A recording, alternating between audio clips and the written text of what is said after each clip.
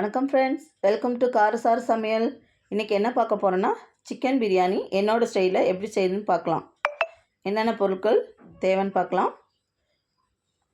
நான் வந்து குட்டி குட்டியாக பெரிய வெங்காயம் 5 போல் எடுத்து வச்சுருக்கேன். 1.5 கைப்பிடி அளவு புதினா மல்லி தாளிப்புக்கு, 7 தக்காளி பழம், 2 பச்சை மிளகாய், 1 ஸ்பூன் சோம்பு, ஒரு 1.5 ஸ்பூன் நம்ம அரைச்சி வச்சுருக்க சீக்ரெட் மசாலா, 400 கிராம் பெரிய வெங்காயம் ஸ்லைஸ் பண்ணி எடுத்து வச்சுருக்கேன். இந்த டம்ளரால் நான் 6 டம்ளர் அரிசி எடுத்திருக்கேன். ஒரு டம்ளருக்கு 2 டம்ளர் தண்ணி, இதான் ரேஷியோ நமக்கு. அதை தாளிப்புக்கு முன்னாடியே நம்ம அந்த தண்ணி எடுத்து கொதிக்க வச்சுருவோம். சீக்கிரம் பிரியாணி வேலை முடிஞ்சிரும். அடுத்து பிரியாணி பாத்திரத்தை அடுப்பில் வச்சுக்கலாம். காயட்டும். ஆயில் சேர்த்துக்கலாம். 4 ஸ்பூன் ஆயில், 2 ஸ்பூன் நெய் சேர்த்துக்கலாம். இப்போ காஞ்சிருச்சு. பிரியாணி இலை, நம்மளோட சீக்ரெட் மசாலா, சோம்பு இதெல்லாம் சேர்த்து பொரிஞ்சதும் கொஞ்சமாக புதினா மல்லி ஆட் பண்ணிக்கலாம். ஃப்ளேவர் நல்லாயிருக்கும், வாசனையாகவும் இருக்கும். அடுத்து கட் பண்ணி வச்சுருக்க வெங்காயம், இது ஒரு தடவை கலந்து விட்டுட்டு இது வதங்கிறதுக்கு தேவையான உப்பு சேர்த்துக்கலாம். இதை நல்லா கலந்து விட்டுருங்க. ஒரு பக்கம் மூடி வச்சிடலாம். அது வதங்கிட்டு இருக்கணும். அதுக்குள்ளே ஒரு ஜார் எடுத்து நம்ம எடுத்து வச்சுருக்க வெங்காயத்தை ஓரலாக கட் பண்ணி சேர்த்துக்கலாம். 2 பச்சை மிளகாய் அப்படியே உடச்சி சேர்த்துக்கலாம். நம்ம எடுத்து வச்சுருக்க தக்காளி பழத்தை இதோட ஆட் பண்ணிக்கலாம். அலசி வச்சுருக்க 2 கைப்பிடி புதினா இலையில் பாதியை இதோட ஆட் பண்ணி ஒரு தடவை அரைச்சிக்கலாம். மிக்ஸி ஜார் பத்தாதனால நான் 2 பேட்சாக போட்டு அரைச்சிக்கிறேன். 1 ஸ்பூன் சோம்பு, 3/4 ஸ்பூன் சீரகம், இது எல்லாத்தையும் நல்லா பேஸ்ட்டு போல் அரைச்சி எடுத்துகிட்டு வந்துடுவோம். இப்போ வெங்காயம் நல்லா வதங்கிடுச்சு பாருங்கள், நல்லா வதங்கிடுச்சு. இதில் இந்த ஸ்பூனால் 3 ஸ்பூன் நல்லா கோபுரமாக இஞ்சி பூண்டு பேஸ்ட்டு ஆட் பண்ணிக்கலாம். ஒரு தடவை நல்லா கலந்து விடுங்க, இல்லைன்னா அடி பிடிச்சிரும். இஞ்சி பூண்டு பேஸ்ட் சேர்த்தோன்னா நல்ல வாசனையாக இருக்குது. அடுத்து அரைச்சி வச்சுருக்க மசாலா ஆட் பண்ணிக்கலாம். நான் தக்காளி பழம், புதினா மல்லி எல்லாமே அரைச்சி சேர்த்துருக்கேன். இடையில கொஞ்சமாக இதை தூவிக்கோங்க வாசனைக்காக, புதினா மல்லியை. இதை நல்லா கலந்து விட்டுடலாம். அடுத்து 100 ml தயிர் சேர்த்துக்கலாம்.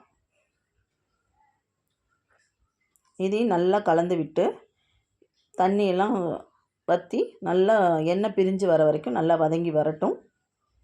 கொஞ்சம் நேரம் க்ளோஸ் பண்ணி வச்சிடலாம். பாருங்கள், இப்போ ஓரளவு வதங்கிடுச்சு. இன்னும் கொஞ்சம் நேரம் வதங்கி எண்ணெய் பிரிஞ்சு வரட்டும். பாருங்கள், இப்போ எண்ணெய் பிரிஞ்சு வந்துருச்சு. இந்த ஸ்டேஜில் நம்ம க்ளீன் பண்ணி வச்சுருக்க சிக்கனை ஆட் பண்ணிக்கலாம். சிக்கனை ஆட் பண்ணி நல்லா வதங்கி வரட்டும். நல்லா கலந்து விடுங்க. ஒரு 2 நிமிஷம் போல் மூடி வச்சுருங்க. அடுத்து இதுக்கு தேவையான மசாலா, 1 ஸ்பூன் மிளகாய்த்தூள், 1 ஸ்பூன் கரம் மசாலா, இதையும் சேர்த்து நல்லா கலந்து விடுங்க. கொஞ்சம் நேரம் நல்லா வதங்கி வரட்டும். அப்போ தான் அந்த எசன்ஸ் எல்லாம் சிக்கனில் இறங்கும், டேஸ்ட்டாக இருக்கும் சாப்பிட. இப்போ ஊற வச்சுருக்க அரிசியை இதோட ஆட் பண்ணிக்கலாம்.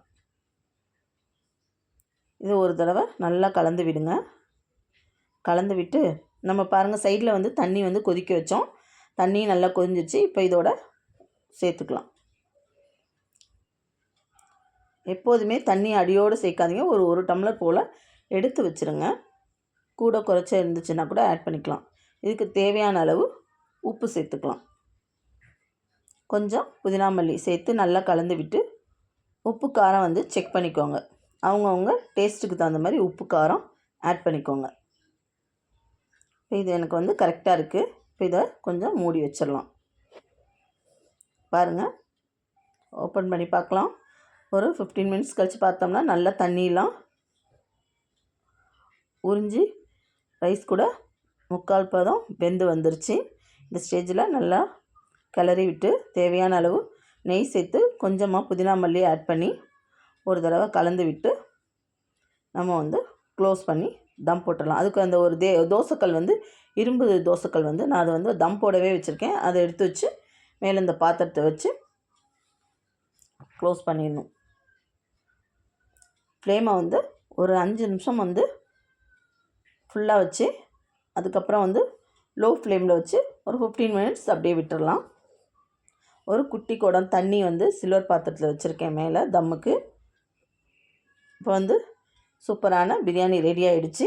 நான் வெங்காய பச்சடி சிக்கன் கிரேவியோடு வச்சுருக்கேன். இது வந்து பிரியாணிக்குன்னு செய்கிற அந்த கிரேவி தான். தண்ணி மாதிரி கடைங்கள்லாம் கொடுப்பாங்களோ அது மாதிரி. பாருங்கள், சிக்கனும் நல்லா சாஃப்டாக இருக்குது. சுட சுட சூப்பராக நல்லா வாசனையாக டேஸ்ட்டாக இருக்குது. இதேமாரி நீங்களும் ட்ரை பண்ணி பாருங்கள். சிக்கன் கிரேவி வீடியோ வந்து அடுத்த வீடியோவில் வந்து அப்லோட் பண்ணுறேன். சூப்பராக இருக்குது. நீங்களும் இதை ட்ரை பண்ணி பாருங்கள். இந்த வீடியோ பிடிச்சிருந்தால் லைக் பண்ணுங்கள், ஷேர் பண்ணுங்கள், கமெண்ட் பண்ணுங்கள், மறக்காமல் சப்ஸ்கிரைப் பண்ணுங்கள். Thank you friends.